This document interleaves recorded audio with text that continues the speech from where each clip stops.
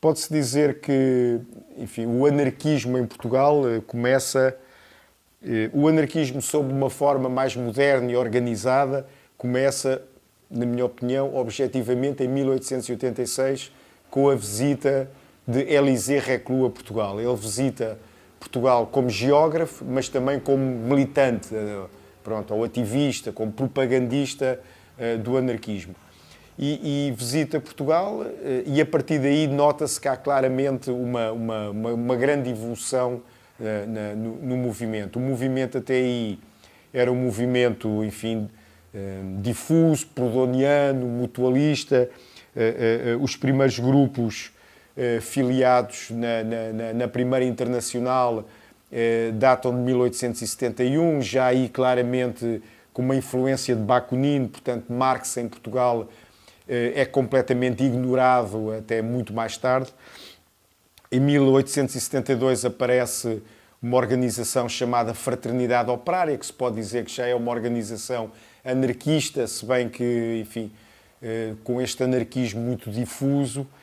Mas, sobretudo, é em 86, abril de 86, Reclus visita Portugal e logo a seguir aparece em Lisboa o Grupo Comunista Anarquista de Lisboa e um jornal que se chama A Centelha, e no Porto o Grupo Comunista Anarquista do Porto e um jornal que, aliás, é o primeiro, que se chama Revolução Social. Portanto, e a partir daí começa logo o manifesto. Nesta declaração de princípios nota-se que há ali claramente uma redação reclusiana, portanto, os termos, etc. Há uma grande influência do jornal Le Révolté, o célebre jornal francês, com muitos artigos que são publicados, são traduções do Le Révolté, e, portanto, há uma fase de grande expansão que vai, enfim, uma primeira fase que vai até 1895, basicamente, onde há o aparecimento em catadupa de grupos, inclusivamente ações de propaganda pelo facto, com algumas bombas. Há um episódio muito célebre de um jornalista monárquico que difama a Louise Michel após o atentado que ela sofre em França, e há um anarquista que o espera e dá-lhe bengaladas. Portanto, há toda uma série de episódios e nota-se claramente grupos anarquistas aparecerem um pouco por todo lado.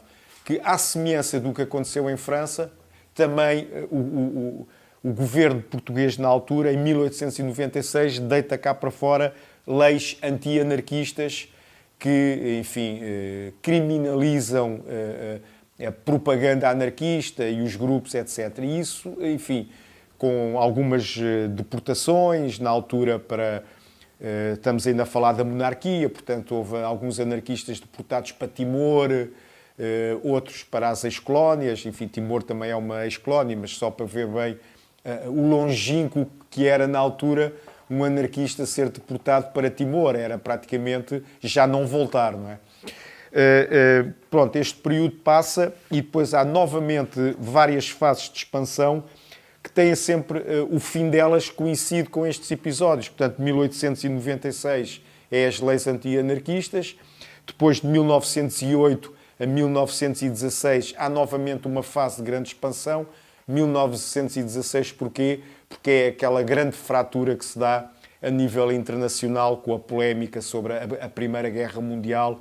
Portanto, para simplificarmos, Kropotkin versus Malatesta, enfim, é pôr a questão um bocado simples, mas essa polémica causa uma grande fratura no movimento anarquista internacional e, obviamente, tem muitos reflexos em Portugal.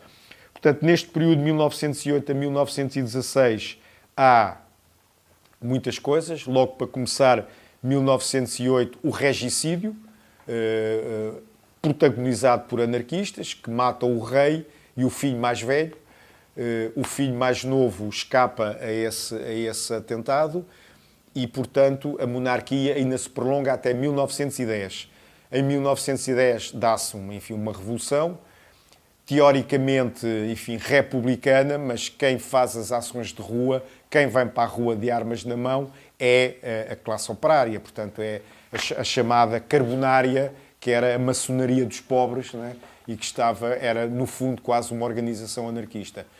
Aqui é preciso dizer-se, há uma grande colaboração, portanto há uma grande percentagem, ou um grande número de anarquistas portugueses aliam-se à República, portanto aliam-se aos republicanos, no sentido de acabar com a monarquia e implantar a República. Enfim, ver-se-á mais tarde que isso não trouxe nada de particularmente bom ao anarquismo, porque rapidamente os anarquistas e os republicanos entram em ruptura.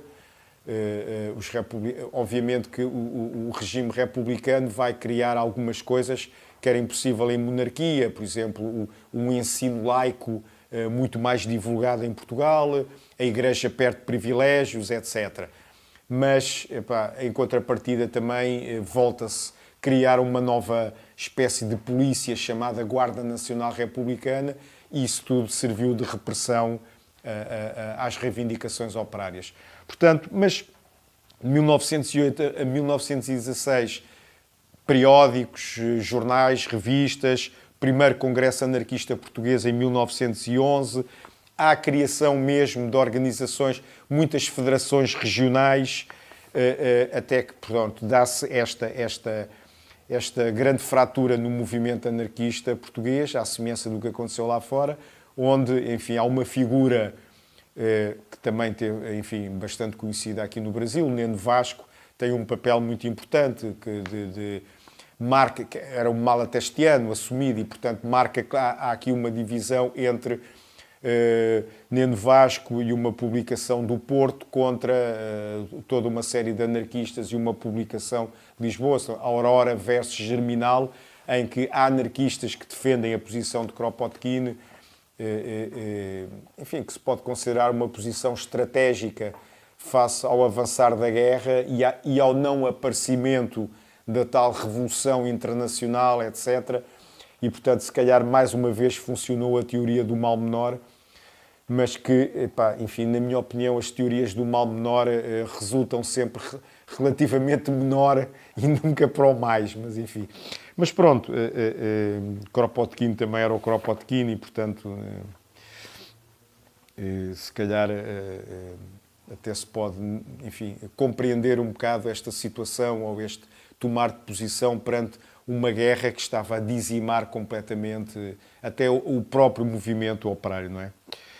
Depois, há uma nova fase de expansão, portanto, há ali 2, 3 anos até o fim da guerra, que são anos problemáticos, inclusivamente há em Portugal uma epidemia pneumónica que dizima, obviamente, que estas epidemias atingem mais as classes pobres, não atingem os ricos, não é? Portanto, houve um grande... varreu todo o país, era rara a família das classes trabalhadoras onde não havia pelo menos uma pessoa que tinha morrido em consequência desta epidemia, e o movimento só se vai recompor em 1919 para novamente ter uma fase de grande ascensão, que no fundo é a causa do aparecimento do fascismo em 1926. Portanto, cria-se uma dinâmica. 1919, primeira fundação do jornal A Batalha, depois a própria fundação da CGT, anarcossindicalista, claramente, assumidamente, que adota o jornal A Batalha como seu porta-voz, jornal esse que, isto é um caso de estudo, é um caso único, torna-se um jornal diário. Quer dizer, estamos a falar num país que na altura tinha uma indústria relativamente incipiente, portanto, logicamente, uma classe operária que com muita força, etc., etc., mas não se pode dizer que Portugal fosse um país completamente industrializado. Havia grandes zonas industriais, mas relativamente limitadas. Era um país com, na altura, talvez 25% de analfabetos, e mesmo assim, e obviamente que o analfabeto, mais uma vez, é muito mais entre as classes pobres do que propriamente nas classes dominantes, mas o jornal consegue ser diário, portanto é mesmo o terceiro, há quem diga o segundo jornal diário em Portugal, o que é um caso notável. Portanto, as pessoas juntavam-se, cotizavam-se, compravam o jornal e depois havia 1 ou 2 que liam para toda uma série de pessoas que não conseguiam ler ou virem. E, portanto, isto durou uma data de anos. É uma história que é notável, porque é capaz de ser um caso único dentro da imprensa operária, este tipo de um jornal que se torna diário num país onde a literacia era tão baixa, não é?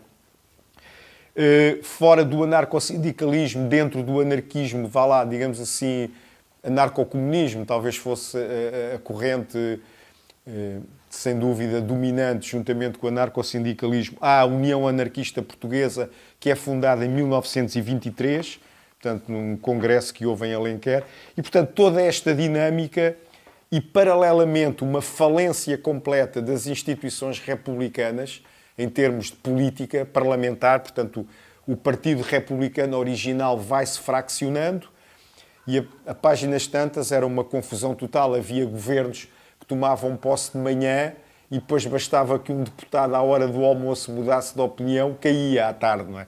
E, portanto, paralelamente a esta confusão total parlamentar, havia um movimento operário em franca ascensão. Perante isto, e na época a burguesia recorre à solução dominante, que é o recurso Forças Armadas, golpe militar, fascismo. Pronto, é isso que acontece. Infelizmente, é preciso dizer, os golpes eram tantos, os golpes e contragolpes eram tantos, que o movimento anarquista olhou para o 28 de maio de 1926, é mais um. É lá mais um golpe entre eles e, portanto, nós não temos nada a ver com isto, vamos continuar na nossa vida, na nossa luta, que um dia a aurora há de chegar e ponto final, não é?